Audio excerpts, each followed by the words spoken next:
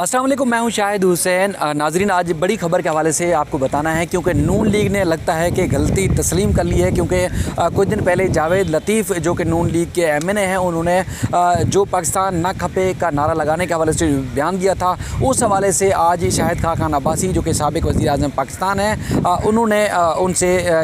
जो जावेद लतीफ़ हैं उनसे माफ़ी मांगने का मुतालबा किया है। अब क्या नून लीग का मौक़िफ़ तब्दील हो चुका है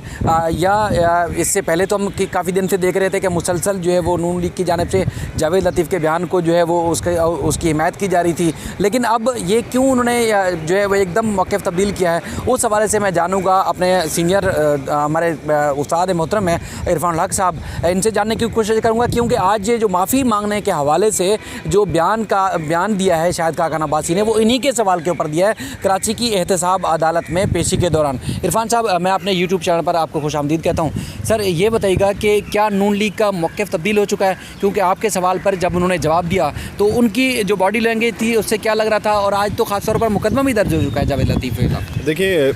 जो पाकिस्तान ना खपे की बात थी, वो ज़ाहिर है किसी भी पाकिस्तानी के लिए बहुत दुख की बात और नाकाबिल कबूल है, और यही वजह है कि इस हवाले से काफ़ी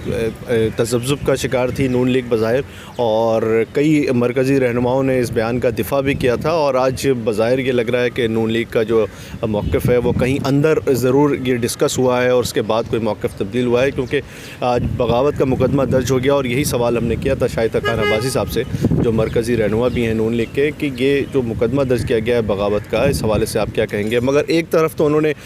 उस बयान का इस तरह से दिफ़ा किया कि कौमी इदारों के ख़िलाफ़ कोई बयान जावेद लतीफ़ ने नहीं दिया, ताहम जो नाखपे वाली बात की है वो उनको नहीं करनी चाहिए थी, इस पर उनको माफ़ी मांगनी चाहिए। तो बज़ाहिर ये लगता है कि नून लीग के अंदर कहीं ना कहीं ये मामला डिस्कस हुआ है और बहुत शद्दोमत के साथ डिस्कस हुआ है, और ये महसूस किया है नून लीग ने कि ये जो बयान है नाखपे वाली बात है, ये इंतहाई मुतनाज़ा बात है। और ज़ाहिर है कि पाकिस्तान के लिए और पाकिस्तान के ख़िलाफ़ अगर कोई भी बयान देगा तो वो किसी भी पाकिस्तान के लिए इंतहाई दुख की बात होगी। और शायद यही बात है कि जब वो ये बात कर रहे थे शाहिद खान अब्बासी, तो बहुत एतमाद के साथ उन्होंने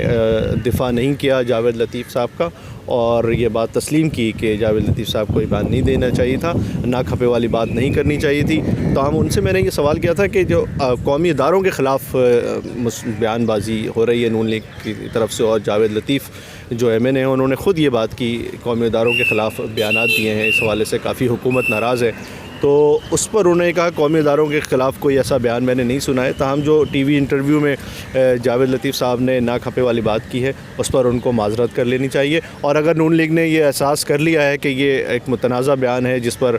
माज़रत होनी चाहिए, माफ़ी होनी चाहिए, तो ये एक मेरा ख़्याल है कि इसको हमें सराहना चाहिए कि अगर गलती का एहसास हो जाए तो अच्छी बात है। इरफान साहब, अक्सर आप मुख्तलिफ़ लोगों की राय सुनते हैं, सीनियर सहाफ़ी हैं, उसमें लोग ये कहते हैं कि अगर बलूचिस्तान वाला कोई KP से या सिंध से अगर कोई इस तरह का बयान देता है तो उसके ख़िलाफ़ सख्त रद्द-ए-अमल आता है, उसके ख़िलाफ़ मुकदमा दर्ज होते हैं, गो कि आज मुकदमा दर्ज हो चुका है जावेद लतीफ़ के ख़िलाफ़। दूसरा सर, बड़ा एक अहम सवाल ये आपने ही किया था, इसमें जो PDM की तोड़ फोड़ का ज़िम्मेदार कौन है, नून लीग है या पीपल्स पार्टी? तो उस पर उनकी मौक़िफ़, और उसके बाद फिर आसिफ ज़रदारी से उन्होंने कहा कि हम उनके तजर्बात से सीखेंगे, क्या रहनुमाई लेंगे, क्या रहनुमाई लेनी है उन्होंने, अब क्या रह गया सर? देखिए, आज बहुत वाज़ेह तौर पर ये सवालात उनसे हुए, शाहिद खान अब्बासी जो कि वज़ीर आज़म रहे हैं मुल्क के, उनसे ये पूछा गया कि PDM जो तबाह हो गई है उसका ज़िम्मेदार कौन है, पीपल्स पार्टी है, नून लीग है या कोई और जमात है? तो इसका वाज़ेह जवाब देने के बजाय शाहिद खान अब्बासी ने, चूँकि वो ज़ीरक सियासतदान हैं और बहुत मंजे हुए सियासतदान हैं, इसलिए उन्होंने बराह रास्त जवाब देने के बजाय आसिफ अली ज़रदारी पे बराह रास्त तनकीद करने के बजाय, पीपल्स पार्टी को तनकीद का निशाना बनाने के बजाय उन्होंने ये कहा कि हम आसिफ अली ज़रदारी से रहनुमाई लेंगे, और पीपल्स जो